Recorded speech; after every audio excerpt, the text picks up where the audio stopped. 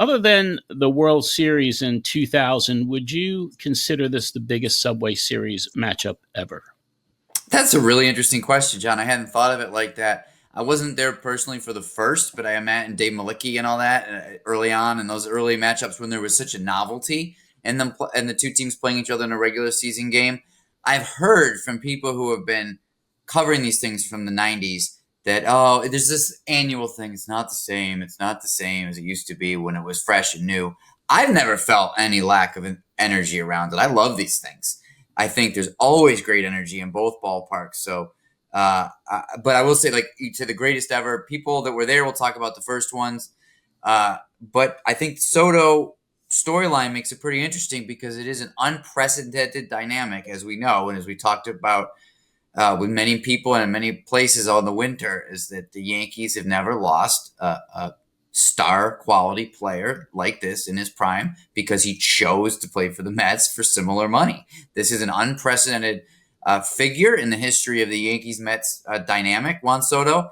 And so therefore, it certainly makes it a very big story, his return. Bigger than anything I can recall. Certainly bigger than when I was on the beat and it was, Dylan G starting against Hiroki Kuroda or whatever when both teams are kind of in a down period. This is bigger than that. Yeah. Yeah, I mean, as a kid who grew up in Brooklyn during the time of the first Subway Series, I mean, Matt Franco hitting that go-ahead hit is still emblazoned in my brain. So it was a really special time for the city where I felt like it absolutely took over things. I mean, it was like Sharks versus Jets in the schoolyard. People are just like rivalry, just pure like vitriol. And other than the Subway World Series, this is probably going to be the closest that we get to that, just because there is so much heat behind it.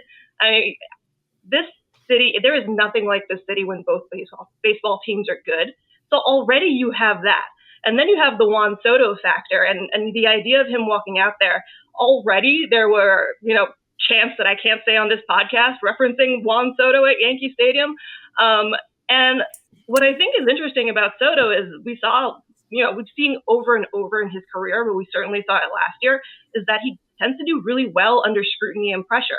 But this is going to be a really big test because I think it's going to be unrelenting. And in addition to that, I mean, last year, attendance at Citi Field, I know that these games are at Yankee Stadium, but attendance at Citi Field last year wasn't that great, but Mets fans have been showing up this year. And I think they're going to be showing up in droves in the Bronx. So this is going to be an electric atmosphere. I'm really, really looking forward to it.